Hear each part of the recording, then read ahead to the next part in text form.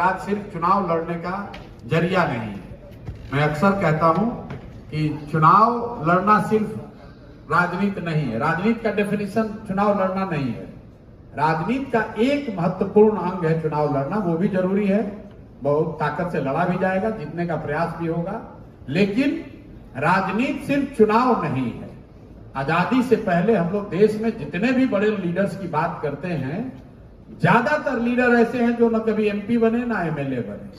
इसका मतलब ये नहीं है कि उन्होंने समाज को दिशा नहीं दी, इसका मतलब ये नहीं है कि उन्होंने लोगों की आवाज नहीं उठाई, इसका मतलब ये नहीं कि उन्होंने लड़ाई नहीं लड़ी।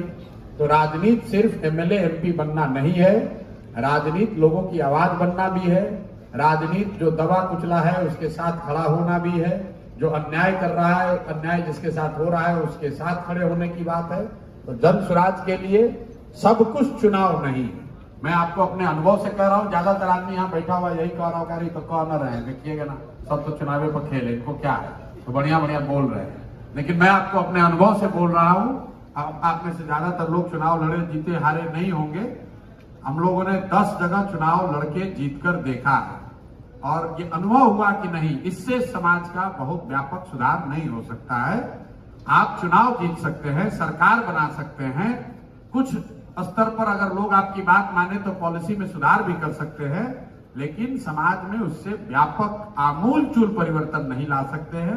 अगर आमूलचूल परिवर्तन लाना है तो राजनीति को समाज से जोड़ना ही होगा, समाज में उतर के काम करना होगा। अगर समाज में सुधार होगा तो राजनीति में सुधार अपने आप हो जाएगा।